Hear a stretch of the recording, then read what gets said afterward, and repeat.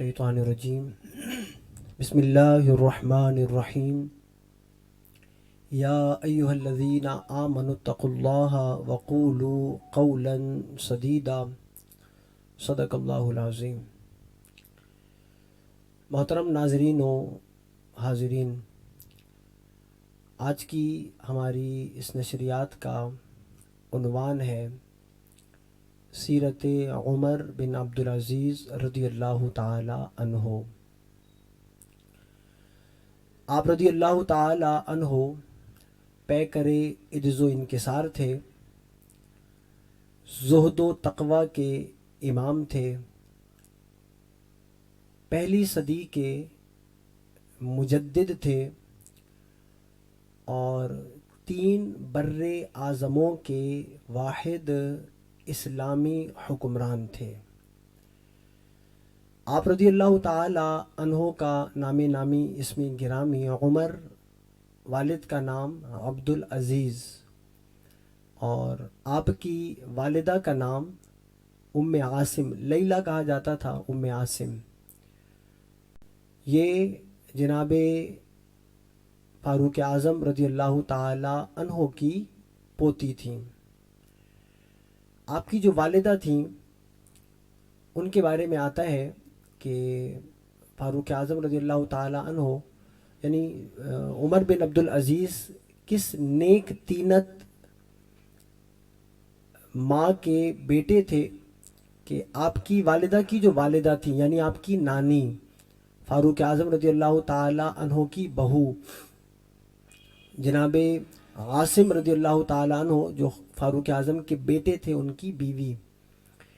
फ़ारूक आज़म रज़ियल्लाहु ताला अन्हो के बारे में आता है कि अपने दौरे खिलाफत में फ़ारूक आज़म रज़ियल्लाहु ताला अन्हो का अमल ये था कि रात में गश्त किया करते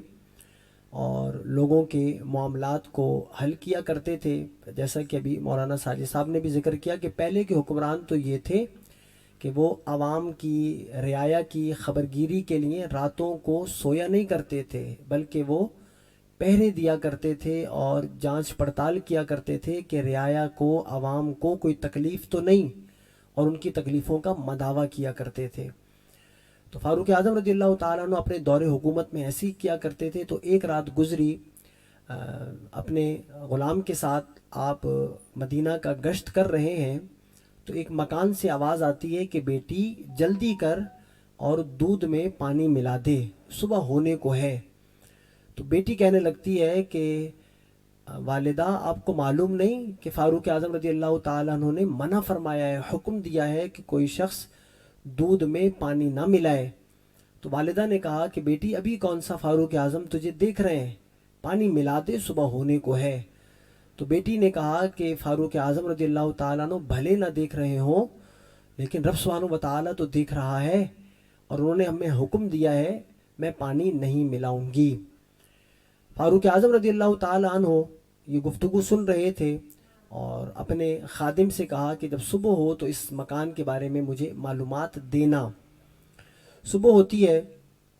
मालूमात दी जाती हैं कि इस घर में एक बेवा खातून रहती हैं और उसकी एक कंवारी लड़की है। फ़ारूक आज़म रज़ियल्लाहु ताला अन्हु अपने बेटों से फरमाते हैं कि अगर तुम में से कोई शख्स निकाह करना चाहता है तो मैं एक ऐसी पाक दामन लड़की के बारे में जानता हूँ कि इस रुए ज़मीन पर मुझे उससे ज़्यादा इफ़्फ़त मआब और पाक दामन नेक सीरत लड़की नहीं नज़र आती। तो जनाब आसिम रज़ियल्लाहु ताला अन्हु का निकाह ना हुआ होता है, वो रग़बत और हामी भरते हैं, फ़ारूक आज़म निकाह का पैगाम देते हैं और वो कबूल कर लिया जाता है। तो ये जो ख़ातून, ये जो लड़की थी जिन्होंने कहा था कि मैं दूध में पानी नहीं मिलाऊंगी इसलिए कि फ़ारूक आज़म ने मना किया, ये जनाब आसिम की बीवी थी और जनाब उमर बिन अब्दुल अज़ीज़ रज़ियल्लाहु ताला अन्हो की नानी थी और फ़ारूक आज़म की बहू थी। और ये बात भी इस वाक़े में ज़िम्नन अर्ज़ करता चलूँ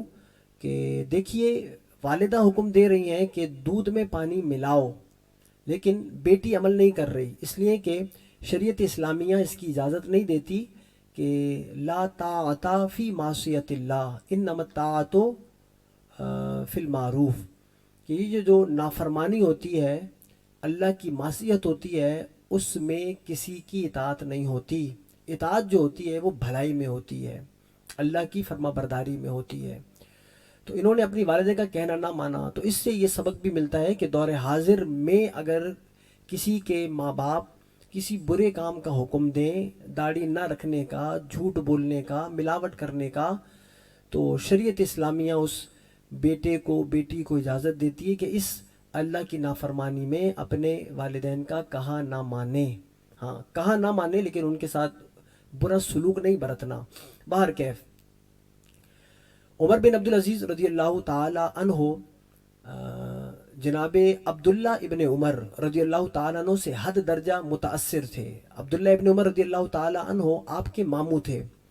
تو آپ اپنی والدہ ماجدہ سے عرض کیا کرتے تھے کہ والدہ میرا جی چاہتا ہے کہ میں اپنے ماموں جناب عبداللہ ابن عمر رضی اللہ تعالیٰ عنہ کی طرح بنوں۔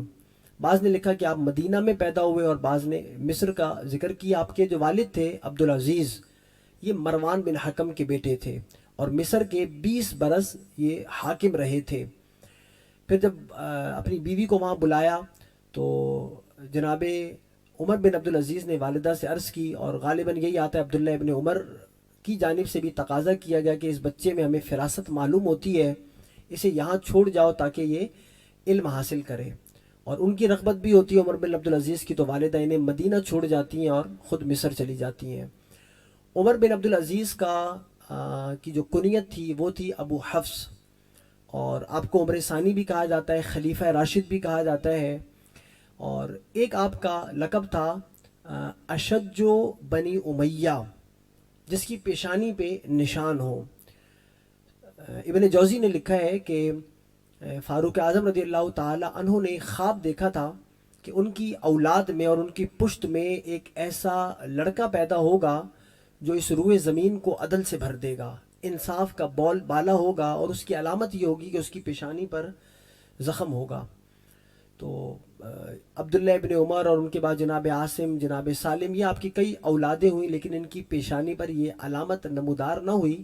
تو جناب عمر بن عبدالعزیز کے بارے میں آتا ہے کہ گھوڑے پر سوار ہوئے تو پشت کے پیشانی کے بل گر گئے اور آپ کے پیشانی پر نشان پڑ گئے۔ تو پھر اس دور میں جو فاروق اعظم رضی اللہ تعالیٰ عنہ کے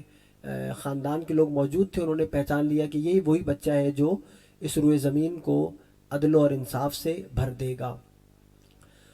عمر بن عبدالعزیز رضی اللہ تعالی عنہ بنو امیہ خاندان سے تھے، اور یہ سن 62 یا 63 ہجری کی بات ہے۔ یزید خبیث ملعون، اس کا دور حکومت ختم ہوا تھا۔ حجاج بن یوسف کا دور حکومت ہے، ولید بن عبد الملک کا دور حکومت ہے۔ تو بنو امیہ اس وقت عروج پر تھے، اور بنو امیہ نے بے شمار مراعات حاصل کی ہوئی تھیں اور ناجائز طور پر لوگوں کے مالوں پر قبضہ کیا ہوا تھا، اور آپ کے خلافت کے بارے میں بھی آپ خود سے اس کے خواہاں نہ تھے، اور آپ خلافت ہرگز نہ چاہتے تھے۔ جب وہ سلیمان جو ہے وہ بیمار ہوا، جو خلیفہ تھا، اس نے مشورہ کیا تھا، تو آپ کے ایک دوست تھے رجا بن حیات، انہوں نے یہ گزارش کی تھی کہ آپ انہیں خلیفہ نامزد کر دیں تو یہ آپ کے لیے آخرت میں سہارا اور ذریعہ بنیں گے، اور اس نے ان کی بات پر عمل کیا اور ان کو خلیفہ نامزد کیا، اور ان کے بعد اپنے بیٹے کو نامزد کیا تاکہ بنو امیہ ان سے لڑائی نہ کریں۔ تو باہر کیف جب آپ خلیفہ بنے تو آپ نے وہ عدل و انصاف قائم کیا کہ دنیا اسے خلیفہ راشد سے پکارنے لگی۔ جو خلافت راشدہ ہے، جو منہاج نبوت پر ہوتی ہے، نبوت کے طریقے پر ہوتی ہے، جیسے خلفائے اربعہ نے اور امام حسن رضی اللہ تعالیٰ عنہ نے وہ عادلانہ نظام نافذ کیا، ویسا ہی عادلانہ نظام جناب عمر بن عبدالعزیز رضی اللہ تعالیٰ عنہ نے اپنے دور حکومت میں نافذ کیا۔ بنو امیہ کے خاندان سے تھے، لیکن اس کے باوجود بنو امیہ کے جو لوگ غاصبانہ طور پر منصبوں پر فائز تھے یا لوگوں کے مالوں کو ہڑپ کیے ہوئے تھے، آپ اس کے سخت مخالف تھے، اور آپ نے اپنے ان خاندان کے لوگوں سے مناصب لے کر اور مال لے کر جن لوگوں کا تھا ان کو دیا۔ تو آپ کے اپنے خاندان کے جو لوگ تھے وہ آپ سے ناراض ہو گئے، اور انہوں نے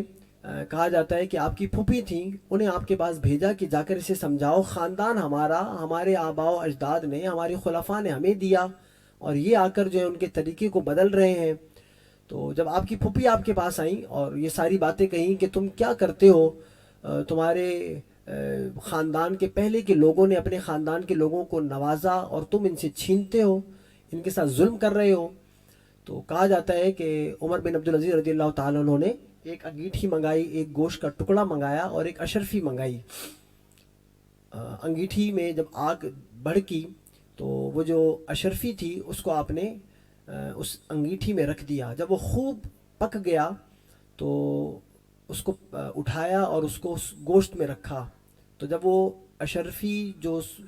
آگ میں دہک رہی تھی، انگارہ ہو گئی تھی، جب گوشت پر جیسے لگی تو گوشت بھن گیا اور وہ اس کی جو بدبو تھی وہ پورے آپ کے کمرے میں پھیل گئی، تو آپ نے اپنی پھوپھی سے کہا کہ اے پھوپھی، آپ چاہتی ہو کہ میرا جو بھیجا ہے وہ بھی قیامت میں اور حشر میں اس طرح جلایا جائے؟ تو پھوپھی نے کہا نہیں، میں ایسا نہیں چاہتی۔ تو کہا کہ پھر مجھ سے اس بات کا تقاضا نہ کریں کہ میں اپنے خاندان کے لوگوں کو وہی مناصب دوں جو انہوں نے غاصبانہ طور پر قبضہ میں کیے ہوں۔ یہ عمر بن عبدالعزیز رضی اللہ تعالی عنہ نے اپنے دور خلافت میں کیا، باوجود اس کے کہ بنو امیہ سے تھے۔ امیر المؤمنین سیدنا امیر معاویہ رضی اللہ تعالیٰ عنہ کو سب و شتم بھی کیا جاتا تھا، مولا کائنات مولا علی رضی اللہ تعالیٰ عنہ پر بھی سب و شتم کیا جاتا تھا، تو یہ آپ پہلے واحد خلیفہ تھے جنہوں نے اس کی روک تھام کی اور ایسا کرنے والوں کو سزائیں دیں، اور آپ نے ہی ان جملوں کی جگہ جو سب و شتم پر مشتمل تھے قرآن عظیم کی آیت پڑھنے کا حکم دیا، ان اللہ یأمر بالعدل والاحسان وایتاء ذی القربی، باسرت نگاروں نے لکھا، جو آج تک خطبات جمعہ میں رائج ہیں۔ یہ بھی جناب عمر بن عبدالعزیز رضی اللہ تعالی عنہ نے حکم دیا تھا کہ اس کو چھوڑو اور اس کو اختیار کرو، اور آپ ہی وہ خلیفہ راشد تھے کہ آپ کے دور حکومت میں جب کسی نے یزید کو امیر المؤمنین کہا تھا تو آپ نے اسے 20 درے اور کوڑے لگانے کا حکم دیا تھا کہ اس نے یہ کیسی ناپاک جسارت کی کہ یزید پلید کو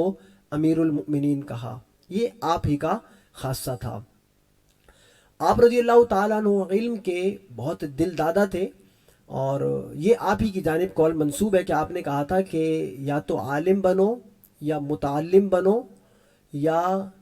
علم سے محبت کرنے والے بنو، اور اگر یہ نہیں ہو سکتا تو پھر علماء سے بغض نہ رکھو، علماء سے دشمنی نہ رکھو۔ یہ قول بھی آپ ہی کا ملتا ہے۔ آپ کے دور میں انس بن مالک رضی اللہ تعالیٰ عنہ صحابی رسول موجود تھے، اور تابعی جناب سعید بن مسیب رضی اللہ تعالیٰ عنہ۔ انس بن مالک جب آئے تھے تو انہوں نے جب انہیں نماز پڑھتے دیکھا تو انس بن مالک نے کہا تھا کہ میں نے اپنے دور میں حضور سید عالم صلی اللہ علیہ وآلہ وسلم کے بعد عمر بن عبدالعزیز وہ پہلا بندہ دیکھا ہے جس کی نماز حضور سید عالم صلی اللہ علیہ وآلہ وسلم کی نماز کے مشابہ ہے، بالکل حضور کے انداز میں نماز پڑھا کرتے تھے، علماء کا بہت ادب کیا کرتے تھے۔ سعید بن مسیب ان عالم تھے اور فقیہ مدینہ تھے، اپنے غلام کو ایک مسئلہ کے دریافت کے لیے سعید بن مسیب کے پاس بھیجا، تو غلام سمجھا نہیں اور جا کر سعید بن مسیب رضی اللہ تعالیٰ عنہ سے عرض کی کہ عمر بن عبدالعزیز رضی اللہ تعالیٰ عنہ ایک مسئلہ معلوم کرنا چاہتے ہیں اور آپ کو اپنے دربار بلاتے ہیں۔ خلیفہ تھے جناب سعید بن مسیب رضی اللہ تعالیٰ عنہ، عمر بن عبدالعزیز رضی اللہ تعالیٰ عنہ کے دربار میں آئے تو عمر بن عبدالعزیز رضی اللہ تعالیٰ عنہ اپنے جس نشست پر بیٹھے تھے کھڑے ہو گئے اور کہنے لگے کہ آپ یہاں کیسے؟ تو فرمانے لگے کہ تمہارا غلام آیا تھا، خادم آیا تھا، اور اس نے کہا کہ عمر بن عبدالعزیز کوئی مسئلہ دریافت کرنا چاہتے ہیں اور آپ کو بلا رہے ہیں۔ تو جناب عمر بن عبدالعزیز رضی اللہ تعالیٰ عنہ ان خادم پر ناراض ہوئے اور عرض کرنے لگے کہ اے سعید بن مسیب، میری مجال کہ میں آپ کو بلاؤں؟ آپ صاحب علم ہیں، میں نے اس کو بھیجا تھا کہ ان سے مسئلہ دریافت کراؤ، نہ کہ یہ کہ آپ کو میرے دربار میں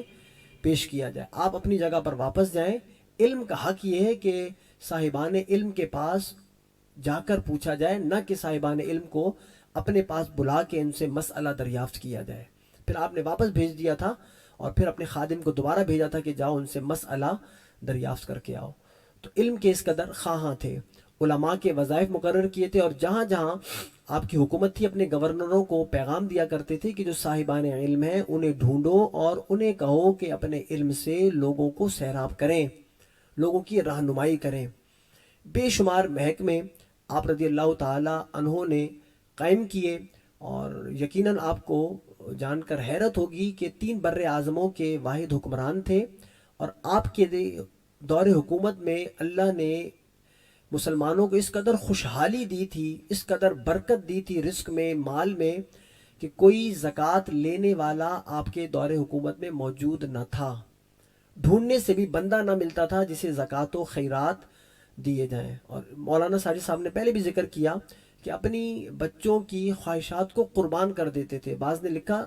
کہ عید کا موقع آیا، کپڑے نہ تھے، تو آپ کی بیوی نے کہا کہ عید کا دن ہے، لوگ آئیں گے، کیا کہیں گے؟ انہوں نے کہا پیسے نہیں ہیں، تو کہا ایسا ہے کہ آپ اپنی اگلے ماہ کی تنخواہ ایڈوانس لے لیں، پہلے سے لے لیں۔ آپ نے کہا چلو ایسا کرتا ہوں۔ تو کہا جاتا ہے پھر آپ کے جو وزیر تھے وہ بھی آپ ہی کے تربیت یافتہ تھے، جناب مزاحم ان کا نام تھا، تو ان کے پاس گئے اور جا کر کہا کہ عید قریب ہے اور بچوں کے پاس لباس نہیں ہے،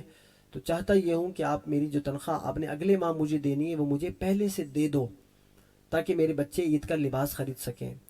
تو آپ کے وزیر نے کہا تھا آپ مجھے ایک پرچی پر لکھ دیں کہ آپ اگلے ماہ تک حیات رہیں گے تو میں آپ کو ابھی سے آپ کی تنخواہ پیشگی دے دیتا ہوں۔ تو یہ سن کر آپ رونے لگ گئے اور واپس آ گئے کہ میں ایک سیکنڈ کی ضمانت نہیں دے سکتا، چہ جائے کہ میں آپ کو اگلے مہینے تک کی ضمانت دوں کہ میں زندہ رہوں گا۔ آپ رضی اللہ تعالیٰ عنہ کے بے شمار خواص، مناقب اور فضائل تھے، ان میں سے ایک یہ بھی تھا کہ جس طرح آپ صاحبان علم کے قدردان تھے، ایسے ہی اہل بیت اطہار کے سے بہت زیادہ محبت اور عقیدت رکھنے والے تھے۔ جناب فاطمہ بنت علی کے لیے آتا ہے، یا حضرت امام حسین رضی اللہ تعالیٰ عنہ کی بیٹی کے لیے بھی آتا ہے کہ آپ کے دربار میں آئیں تو آپ بہت شرمندہ اور پشیمان ہوئے، اور کہا کہ اگر آپ کو کسی طرح کی کوئی حاجت ہو، ضرورت ہو، آپ کا کام صرف پیغام بھجوانا ہے، ہمارے دربار میں آ کے درخواست اور التجا نہیں کرنا۔ بلکہ آپ نے اپنے غلاموں کو حکم دیا ہوا تھا کہ اہل بیت نبوت کے افراد کو ڈھونڈو اور ان کی ضروریات کو پورا کرو۔ مولا علی رضی اللہ تعالیٰ عنہ کا ایک غلام تھا، یزید اس کا نام تھا، جناب عمر بن عبدالعزیز کے دور حکومت میں آپ کے پاس آیا، تو آپ رضی اللہ تعالیٰ عنہ نے دریافت کیا کون ہوں؟ کہنے لگا کہ میں مولا علی کا غلام ہوں۔ تو جناب عمر بن عبدالعزیز رضی اللہ تعالیٰ عنہ نے فرمایا تھا، یہ جملہ یہ بھی ابن جوزی نے لکھا ہے کہ جناب عمر بن عبدالعزیز نے کہا کہ تو اگر مولا علی کا غلام ہے تو میں بھی مولا علی کا غلام ہوں۔ پھر اپنے وزیر سے کہا تھا کہ یہ جو غلام ہوتے ہیں ان کے بارے میں کیا ہماری حکومت کہتی ہے؟ تو آپ کے وزیر نے کہا تھا کہ 200 دراہم یا 300 دراہم ہم دیتے ہیں۔ تو آپ نے کہا تھا کہ اسے 10,000 یا 50,000 دراہم آتا ہے کہ یہ اسے دے دو۔ تو آپ رضی اللہ تعالیٰ عنہ باوجود اس کے کہ یہ جو آج بنو امیہ کے ہر طبقہ پر اور ہر افراد پر تبرہ کیا جاتا ہے، انہیں برا بھلا کہا جاتا ہے، بنو امیہ کا ہر فرد برا نہیں تھا۔ یہ بھی تو بنو امیہ سے تھے جنہوں نے یزید کو، جو ان کے خاندان سے تھا، اس کو امیر المومنین کہا تو کوڑے لگوائے۔ یہ وہی شخص تھا کہ اس کے دور میں اگر مولا کائنات مولا علی رضی اللہ تعالیٰ عنہ کو سب و شتم کیا جاتا تھا تو آپ سزائیں دیتے تھے، انہیں سخت سے سخت سزائیں دیتے تھے۔ بنو امیہ نے جن چیزوں پر قبضہ کیا ہوا تھا ان کو انہوں نے لے کر ان لوگوں کے سپرد کیا تھا۔ تو عمر بن عبدالعزیز رضی اللہ تعالیٰ عنہ نہایت عادل بادشاہ، اور باوجود اس کے کہ 3 بر اعظموں کے حکمران تھے، ہمیشہ دال کھایا کرتے تھے، اور آپ کے خادم آپ کی بیوی سے کہا بھی کرتے تھے کہ روزانہ کھانے میں دال دے دیتی ہو، تو آپ کی بیوی فرمایا کرتی تھی کہ تمہارے جو مولا ہیں امیر المؤمنین ہیں انہیں دال کے سوا کوئی اور چیز پسند نہیں۔ رسول اللہ علیہ الصلوۃ والسلام کے شہر سے اس قدر محبت تھی کہ کسی کام سے جب مدینہ جانا پڑا تو بار بار پیچھے مڑ کے دیکھنے لگے مدینہ کو۔ تو غلام نے کہا کہ امیر المومنین معاملہ کیا ہے؟ کام سے جا رہے ہیں اور بار بار مدینہ کی طرف دیکھتے ہیں۔ تو کہنے لگے کہ مجھے یہ ڈر لاحق ہے کہیں ایسا نہ ہو کہ ہم ان لوگوں میں سے ہوں جن کے بارے میں حضور نے فرمایا ہو کہ مدینہ برے لوگوں کو اپنے آپ سے نکال دیتا ہے، کہیں ایسا تو نہیں کہ ہمیں مدینہ نکال رہا ہو۔ یعنی بہت زیادہ ڈرا کرتے تھے مدینہ طیبہ سے جانے پر۔ حجاج بن یوسف ظالم تھا، اور جب اس کو امیر حج بنایا گیا تھا تو یہ جناب عمر بن عبدالعزیز جب مدینہ کے گورنر تھے، انہوں نے خلیفہ کو پیغام بھیجا تھا کہ برائے مہربانی میں حجاج بن یوسف کو سخت ناپسند کرتا ہوں، اسے مدینہ آنے مت دیجیے گا۔ اور جب یہ مرا تھا حجاج بن یوسف تو آپ نے جملے بولے تھے کہ اگر امتوں کے خبثاء کو جمع کیا جائے گا تو ہمارے پاس بھی اس امت کا ایک برا شخص اور خبیث شخص موجود ہے، وہ حجاج بن یوسف، ہم اسے پیش کریں گے اپنی جانب سے۔ تو بہرکیف بے شمار کارہائے نمایاں آپ نے اپنے دور حکومت میں سر انجام دیے اور اسلام کا بول بالا کیا۔ تو ماہ رجب میں غالباً 25 رجب المرجب کو آپ کی تاریخ وفات ہے، اور آپ کے بارے میں یہی آتا ہے کہ آپ کو زہر دیا گیا تھا۔ آپ کے کچھ لوگوں نے جن کے ساتھ آپ نے جو ناجائز فائدے اٹھائے ہوئے تھے اور ان سے آپ نے لے لیے تھے، انہی لوگوں نے آپ کو زہر دیا اور اسی کی وجہ سے آپ نے جام شہادت نوش کیا۔ تو دیکھ لیجئے کہ باوجود اس کے کہ آپ خاندان بنو امیہ سے تھے، خلفائے راشدین میں سے نہ تھے، لیکن ایسے اوصاف انہوں نے اپنائے، ایسی سیرت اپنائی، ایسے کام کیے کہ دنیا انہیں خلیفہ راشد کہنے پر مجبور ہو گئی۔ تو ایسا نہیں ہے، اور یہ مجدد بھی تھے اپنے وقت کے، شاید 102 یا 103 میں ان کا انتقال ہوا، اور 2 سے 2.5 برس انہوں نے خلافت کی۔ اس 2.5 برس میں اتنی خوشحالی کہ کوئی زکوٰۃ لینے والا نہ ملا۔ ایسا عادلانہ منصفانہ نظام حکومت رائج کیا۔ رب سبحانہ و تعالی ہمارے ملک پاکستان کو بھی ایسے ہی عادلانہ اور منصفانہ نظام اپنانے کی اور ایسے حکمران ہمیں اللہ سبحانہ و تعالی عطا فرمائے۔ رب سبحانہ و تعالی ہم سب کو سیرت عمر بن عبدالعزیز رضی اللہ تعالی عنہ پر عمل پیرا ہونے کی توفیق عطا فرمائے۔ وآخر دعوانا ان الحمد للہ رب